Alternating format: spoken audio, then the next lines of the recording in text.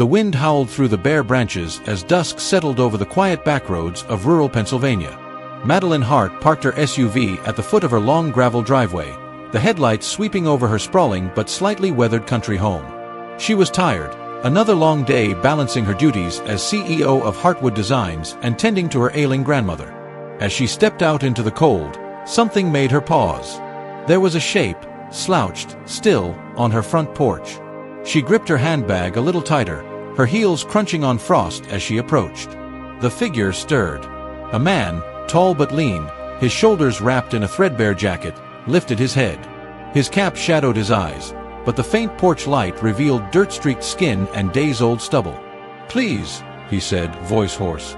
"Just a place to stay for the night." "I'll work for it." Madeline's mind raced. The stories in the local paper about drifters, break-ins, it would be foolish. But something in his tone wasn't threatening, it was weary, almost resigned. She glanced toward the front door, thinking of her grandmother inside. "What's your name?" she asked cautiously. "Eli. Eli Ward." "Mr. Ward," she said, keeping her voice steady, "I don't usually let strangers into my home." "I understand." He adjusted his cap, as though ready to turn away into the night. "Forget I asked. That should have been the end of it." But the way he stood, slightly hunched, yet proud enough not to beg, made her hesitate. She had grown up in this town before her company's success pulled her into boardrooms and city apartments. She knew what hardship looked like. "Just for tonight," she said at last. "There's a spare room. You can wash up and get some food." He blinked in surprise, then nodded once. "Thank you, ma'am." Inside, the warmth of the wood stove seeped into their bones. Her grandmother, too frail to stand, watched from the living room with mild curiosity. "Who's this?" she asked. "A traveler," Madeline replied simply. "He'll stay in the guest room tonight." Eli didn't speak much during dinner. He ate slowly, with a quiet politeness that surprised her. No desperate gulping, no overeager gratitude, just careful, measured movements. His eyes, a deep, unreadable brown, flicked to hers only once, and she felt unsettled. After the meal, he insisted on washing the dishes. She let him, more out of curiosity than necessity. He moved with the skill of someone who had done manual work before, hands steady, efficient. When she showed him to the spare bedroom, he paused in the doorway. "I'll be gone by morning," he said. "We'll see," she replied, half expecting she'd never hear from him again. But as she lay in bed that night, listening to the wind batter the windows, Madeline couldn't shake the image of those eyes. Tired, yes, but holding something else beneath. Something she couldn't quite name. She didn't know it yet, but the man she thought was a lost wanderer would still be there tomorrow. And the day after. And for the next 5 years, changing her life in ways she never imagined. The morning light spilled across the kitchen, painting the old oak table in soft gold. Madeline came down the stairs expecting an empty house. Instead, she found Eli already awake, wearing a clean, though still worn, shirt, and quietly brewing coffee. "You're still here," she remarked, trying to sound neutral. He gave a short nod. "I was going to leave, but—" he hesitated, then gestured toward the front yard through the window. "Your fence is leaning. Thought I'd fix it before I go." "You don't have to." "I want to," he cut in gently. His tone wasn't pushy, just matter of fact. By midday, the sound of hammering echoed through the crisp autumn air. Eli worked steadily, removing rotten planks, replacing nails, aligning posts with surprising precision. Madeline stood on the porch, sipping coffee, wondering where a supposed drifter learned to work like that. When he finally straightened up, sweat beading his forehead despite the cool day, she said, "I should pay you for your time." He shook his head. "Just dinner will do." It became an unspoken arrangement. He stayed in the spare room. In return, he worked, mending gutters, chopping firewood, repairing the shed roof. She didn't ask where he came from or why he had nowhere to go, and he didn't volunteer answers. The townsfolk, however, noticed. At the grocery store, an older neighbor leaned close to Madeline. "A man living in your house, dear? And you don't even know him?" "He's helping around the property," Madeline replied curtly, brushing off the insinuation. Back home, she found Eli polishing her grandmother's old rocking chair. "They're talking about you in town," she said. "They always do when something's different," he replied, not looking up. Her grandmother, sharp despite her frailty, liked him almost instantly. "He's quiet," she told Madeline one evening. "Quiet men see more than they say. You should listen." Madeline pretended not to take the comment to heart, but she found herself watching Eli more closely. How he took his coffee black, how he walked into town every Sunday morning and returned hours later without explanation, how he never once touched the wages she left for him in a small envelope on the counter. One rainy night, she found him in the barn repairing an old wooden ladder. "Why do you stay?" she asked suddenly. Eli paused mid-motion. For a long moment, he didn't answer. Then, "Because here, no one expects me to be anything I'm not." It was an odd response, but it silenced her questions. Weeks blurred into months. He became part of the rhythm of the house, stacking firewood before winter, bringing fresh flowers to the kitchen table in spring, trimming the hedges in summer. He was never intrusive, never demanding, but somehow always there when she needed a hand. And though they shared meals, chores, and the occasional quiet conversation, there was still a space between them, an invisible line neither dared to cross. What Madeline didn't realize was that Eli's world beyond that fence was far larger than she could imagine, and every day he stayed, the lie by omission grew heavier on his shoulders. 5 years is a long time to share a roof with someone without truly knowing who they are. Yet somehow, for Madeline and Eli, the days slipped by like pages in a book they were both afraid to finish. The first winter together was harsh. Snow piled high against the windows, and the wind screamed across the open fields. Eli would rise before dawn, lighting the wood stove so the house was warm when Madeline and her grandmother woke. He trudged through snowdrifts to clear the driveway, returning with his hair dusted white and his coat soaked. Madeline told herself it was simple practicality. He was useful, dependable. But when she caught herself making extra coffee in the morning without even thinking about it, she realized he had quietly woven himself into her routines. Her grandmother's health began to decline in the second year. On nights when Madeline stayed late at the office, Eli would read to her grandmother from old romance novels, his deep voice filling the parlor with warmth. Once, Madeline came home to find her grandmother asleep in the rocking chair, Eli kneeling to tuck a blanket around her. He looked up at Madeline but said nothing, only offered a faint nod. By the third year, the townsfolk had stopped whispering quite so much. Eli became a fixture in the small community, helping repair the church roof, hauling hay for a farmer whose back had given out, lending a hand at the local animal shelter. Yet, for all his willingness to help others, he remained guarded about himself. Every Sunday morning, he would still disappear into town, returning hours later. She never asked where he went, though the curiosity gnawed at her. Their conversations were rarely about the past, but over time, they began to share small, intimate fragments of themselves. She told him about her early struggles building her company from nothing. He shared a story about fixing cars in a dusty roadside garage a long time ago, but his tone made it clear there was more left unsaid. In the fourth year, tragedy struck. Madeline's grandmother passed quietly in her sleep. The house felt impossibly empty without the gentle hum of her presence. Eli stood beside Madeline at the funeral, not as a friend or an employee, but as something in between. He didn't speak, didn't offer empty comfort. He simply stood there, solid and still, letting her lean on him when the grief threatened to pull her under. After the burial, as they walked back to the house in the gray chill, she murmured, "I don't know what I'd do without you, Eli." He looked at her then, really looked, and for the briefest moment, she saw something flicker in his eyes. Not pity, not duty, but something deeper. Then it was gone, shuttered away behind his usual calm. By the 5th year, they had settled into an unspoken partnership. She managed the business, he maintained the home. They shared morning coffee on the porch, summer evenings by the garden, quiet winters by the fire. It was a life neither of them had planned, but one they had both, somehow, chosen. What Madeline didn't know, what she couldn't know, was that every year Eli stayed, the weight of his hidden truth grew heavier. And soon, the world he'd tried so hard to keep away would come crashing back, threatening the fragile peace they had built. It was a bright spring afternoon when the quiet rhythm of their life shattered. Madeline was in the garden, pruning the roses, when she heard the crunch of tires on the gravel driveway. A sleek black sedan rolled to a stop, a vehicle that looked absurdly out of place in their small rural town. A tall man in a tailored navy suit stepped out, his shoes polished to a mirror shine. He adjusted his cufflinks, scanned the property, and then fixed his eyes on her. "Mrs. Hart." His voice was crisp, businesslike. "Yes," Madeline replied warily, wiping her hands on her jeans.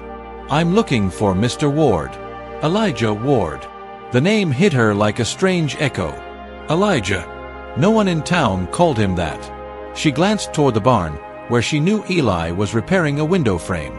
"Who are you?" "My name is Christopher Hale. I work for Mr. Ward's." He hesitated, glancing toward the barn. "Family business." Before she could ask more, the barn door creaked open and Eli stepped out, wiping sawdust from his hands. His eyes locked on the stranger, and in that instant, something in his expression changed, sharpened. "Tell him I'm not here," Eli said flatly, his gaze never leaving the suited man. Christopher exhaled, clearly frustrated. "Sir, it's been 5 years. They've been searching for you. You can't keep hiding. Leave." Eli's voice was cold, commanding in a way Madeline had never heard before. Christopher glanced at her, as if hoping for help, but she was too stunned to respond. The man seemed to think better of pushing further. He simply nodded stiffly, walked back to his car, and drove away. When the sound of the engine faded, Madeline turned to Eli. "Elijah Ward," she demanded. Eli didn't meet her eyes. "It's just a name." "No, it's your name." And that man, what was he talking about? "Nothing you need to worry about." Her frustration spiked. "Nothing I need to." "Eli, you've lived here for 5 years. I've trusted you. I've let you into my home. And now I find out you've been lying about your identity." He finally looked at her then, his gaze steady but unreadable. "I never lied about who I am. I just didn't tell you everything." "That's the same thing," she snapped. For the first time in years, the air between them felt jagged, dangerous. She walked away before she could say something she'd regret, slamming the door behind her. That night, the house felt unbearably silent.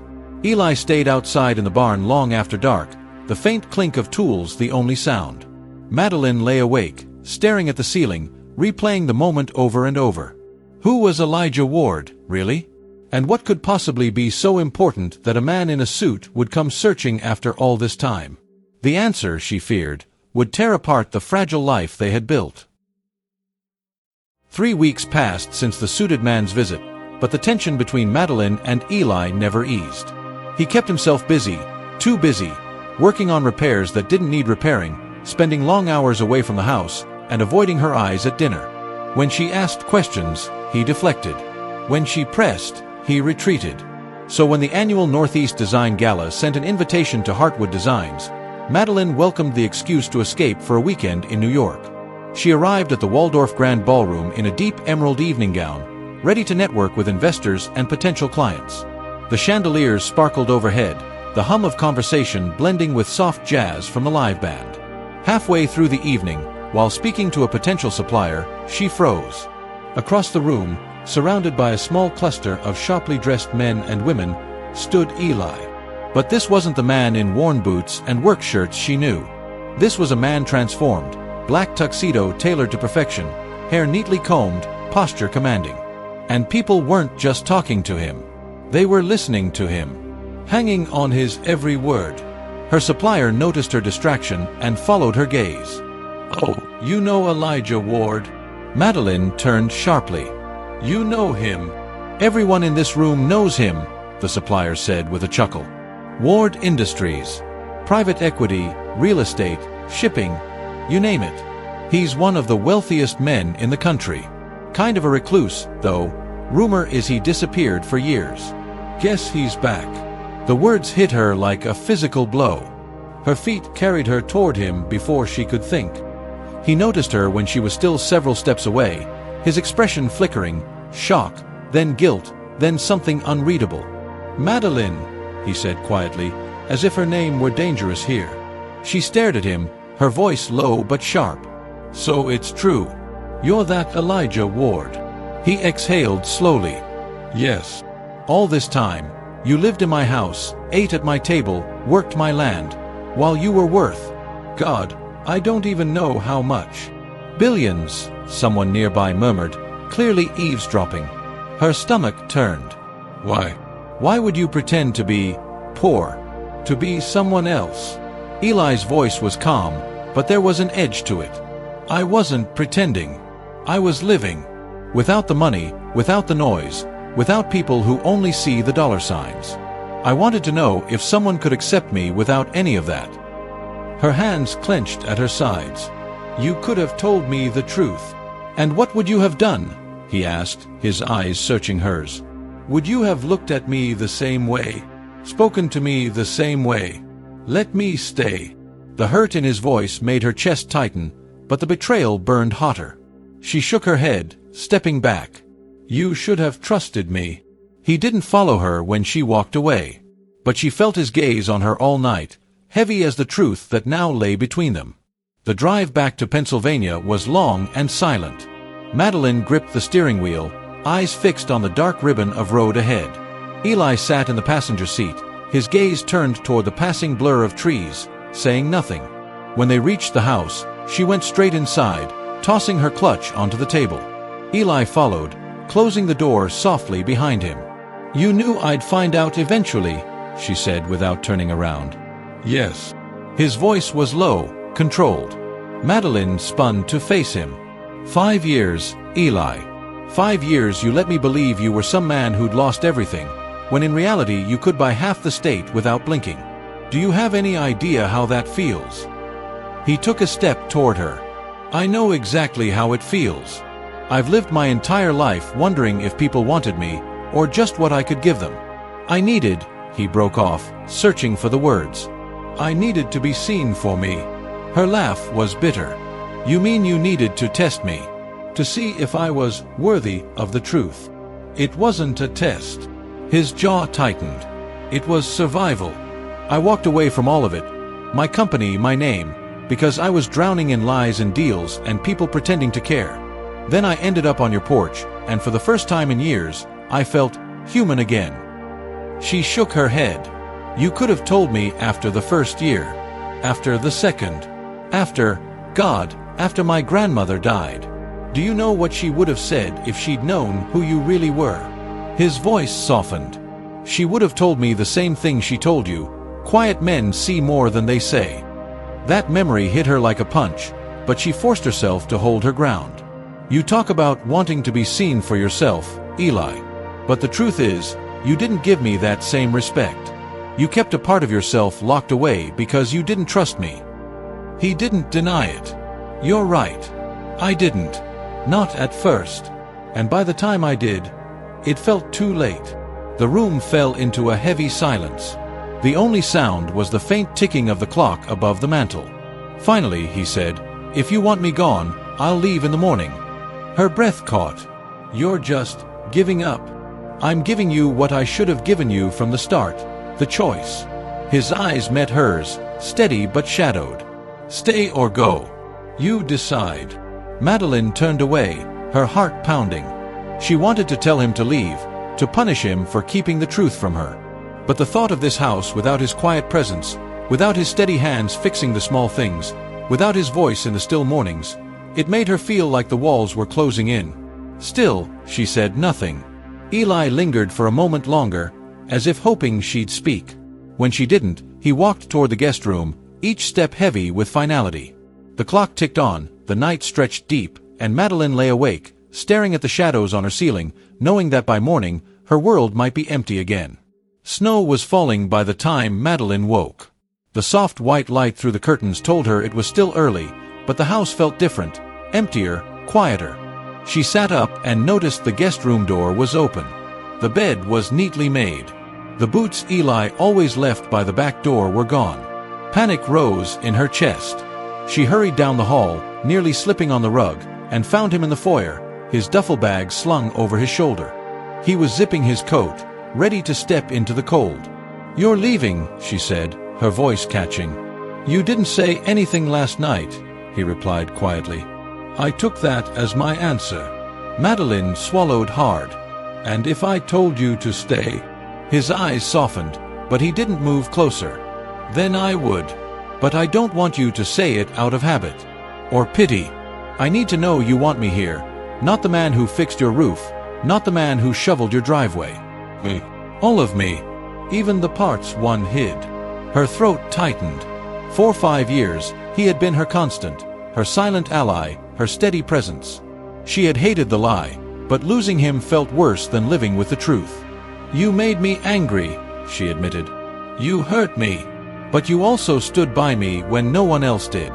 You were here when I was grieving, when I was overwhelmed, when I needed someone to just be there. And I don't care if your bank account has $10 or 10 billion. I care that it's you. Something in his shoulders eased, as if a weight had been lifted. But he still hesitated. You're sure? She stepped forward, closing the space between them. I'm sure. For a moment, neither of them moved. The only sound was the muffled hush of snow against the windows. Then Eli set his bag down slowly, almost cautiously, as though afraid it might disappear if he wasn't careful. I don't know if I can be the man you think I am, he said. But I can try. I want to try. Madeline gave a small smile. Then stay. We'll figure out the rest. He reached out, and she took his hand, the warmth grounding her in the moment. Outside, the snow fell heavier, covering the world in white, but inside the old house, something shifted, something fragile but new. They walked to the kitchen together, the way they had 100 times before. He started the coffee, she pulled 2 mugs from the cupboard. It was simple, ordinary, yet everything had changed. As they sat at the table, watching the snow through the window, Madeline realized that trust wasn't built in grand gestures or perfect honesty from the start. It was built in mornings like this, quiet, shared, and chosen. For 5 years, they had been 2 people living parallel lives under one roof. Now, for the first time, they were choosing to live them together. And somewhere deep down, Madeline knew, whatever storms might come, they would weather them side by side.